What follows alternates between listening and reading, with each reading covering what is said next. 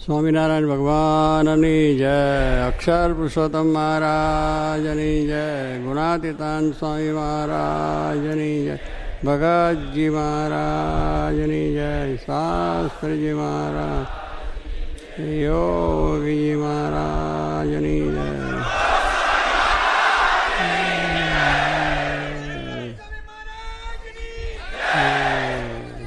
સર્વ સંત મંડળ ને ભક્ત મંડળની પણ જય જય. બધા ખૂબ ઉત્સાહથી બધા આવ્યા છે.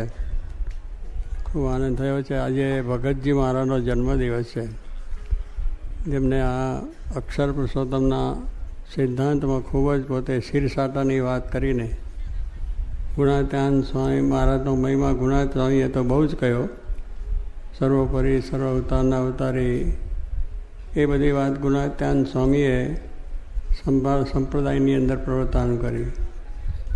પણ મહારાજ જે પોતે ધામ લઈને આવ્યા હતા, તો એ ધામનું પણ સ્વરૂપ ઓળખાવવું જોઈએ. કારણ કે એ રૂપ થઈને આપણે ભગવાનની ભક્તિ કરવાની, તો ભગતજી મહારાજે ગુણાત્યાન સ્વામીનું સ્વરૂપ ઓળખાયું કે આ મહારાજને રહેવાનું ધામ છે, અક્ષર છે, અને એ રૂપ આપણે થવાનું છે. એ વાત એમને બહુ જોરશોરથી કરી, અને એ કરવામાં ઘણી મુશ્કેલી પડી, ઘણા દુઃખ પણ આવ્યા, ઘણી જાતના તિરસ્કાર થયા, સત્સંગથી બહાર પણ નીકળવું પડ્યું.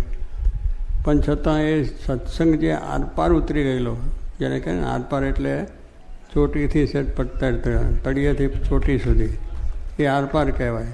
એક એક અંગની અંદર એ જ વાત, આ અક્ષર છે, આ અક્ષર છે, આ મૂળ અક્ષર છે, આને સમજો, આને સમજો. એટલે કહેવાનું શું, કહેવું એમને જીવમાં તેગડે કંઈ અપમાન થયું, એને કંઈ કહ્યું નથી. ઝેર પણ આપ્યું છે, અને ઝેર પણ ખાઈ દીધું છે, પણ છતાં ભગવાને રક્ષા કરી. એવા ભગતજી મહારાજ. તો એમને આજ જન્મદિવસ છે, એટલે એવી સંપ્રદાયની અંદર ભગવાનનું જેવું છે એવું સ્વરૂપ યથાર્થ રીતે ઓળખાયું શ્રીજી મહારાજનું. અને પછી ગુણાત્યાન સ્વામીનું સ્વરૂપ ભગતજી મહારાજે ઓળખાયું કે આ અક્ષર છે. એટલે આપણે જેમ ગુણાત્યાન સ્વામી કહ્યું ને કે આપણો દેહ શા માટે મળ્યો છે, અક્ષરરૂપ થવું, પુરુષોત્તમની ભક્તિ કરી. આ બે વાત માટે જ આપણે જન્મ્યા છે. આપણે જન્મ્યા છે શા માટે? આ બે વસ્તુ, કે આપણે અક્ષર છે ને પુરુષોત્તમની ભક્તિ કરવાની. બાકી વચમાં આવે એ કામ તો કરવું જ અવંતરમાં જતા હોય તો. કારણ કે મુંબઈ જતા હોય તો વચમાં કંઈ કામ આવે તો કરી લેવું પડે, ચાલતા ભેગું ચાલતું. પણ એની મહત્ત્વ નહીં, આવ્યું છે તો વચમાં કરી લેવું. પણ મહત્ત્વની વસ્તુ તો પેલી કે જે કામ માટે જવું છે એનું ધ્યાન બરાબર રહે, નિશાની રહે. એમ આપણે આ મનુષ્ય શરીરની અંદર આવ્યા છે, તો ઘણા સમયે કહ્યું કે અક્ષરરૂપ થવા માટેનું આ શરીર છે ને પુરુષોત્તમની ભક્તિ કરવા માટે. ભગતજી મહારાજે પણ બે જ વાત કરી છે. કારણ પોતે દરજી હતા, એ દરજીનો ધંધો તો શું, સીવવાનું, બે તોડવાનું, કરવાનું, એવું બધું ચાલે ને. તો એ પણ એક આમ તો સામાન્ય રહેવાય. અને દરજી કુટુંબમાં એટલે એમને એવું આધ્યાત્મિક જ્ઞાન જે ગુણાત્યાન સ્વામી તરીકે સિદ્ધ કરેલું, તો એમના જે ધંધાનો વ્યવસાય છે એની અંદર પણ આપણને વાત સમજાવી દીધી કે મારો દરજીનો ધંધો છે, તે બે ટાંકા તોડી નાખું, બે પાછા ચાલીને સાધી દેવું. ખરે ને એવી રીતે દરજી એવું કરે, આમ કરતાં બે ટાંકા તોડે, બે પાછા સાધી દે, એવો ધંધો કરે. પણ ભગતજી મહારાજે કહ્યું કે હું બે ટાંકા એટલે શું, કે દેહને સંબંધીમાં એ જ છે, તોડાવી નાખું છું. શું તોડવાનું છે?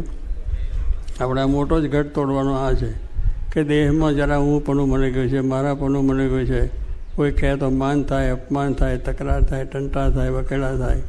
એટલે દેહને કોઈ પણ જરા કહે તું મૂર્ખો છું, આવી રહ્યું, તું ગધેડો છું, તો થોડી વધારે થાય. પણ પશુય નથી ને પંખી નથી ને માણસ નથી, આપણે કોઈ છે, આત્મા છે. તો આત્મા છે તો કોઈ દુઃખ લાગે નહીં, કોઈ ગમે તે બોલે તો.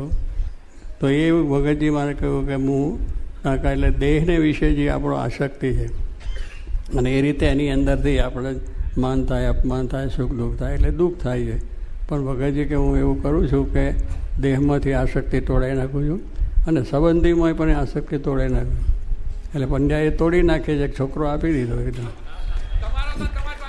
મારો નહોતો ને તમારો નહોતો, ભગવાનનો જ હતો. હા, એટલે એ રીતે ભગતજી મહારાજે સંબંધીમાંથી પણ કહ્યું ભાઈ આ સંબંધી આપણા નથી, આ કુટુંબ આપણું નથી, પરિવાર નથી, મહેલ મોલાદ કશું જ આપણું નથી.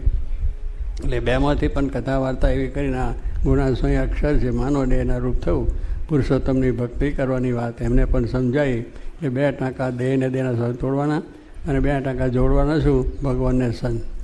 ભગવાનને સંતને વિશે આત્મબુદ્ધિ કરો, ગુણાત્યાંશને વિશે આત્મબુદ્ધિ કરો અને એને વિશે આત્મભાઈ ભરીએ કે હું એ અક્ષર છું, બ્રહ્મ છું એવું ભાવ થાય અને પુરુષોત્તમની ભક્તિ કરવાનો પછી આનંદ આવે, સુખ આવે. તો આવી વાત આપણને એમને ભગતજી મહારાજે આપી છે. અને અનેક કષ્ટો વેચીને શાસ્ત્રી મહારાજ આ પ્રમાણે એમને સેવ્યા, પાછા શાસ્ત્રી મહારાજ અને શાસ્ત્રી મહારાજ આ કાર્ય કર્યું છે.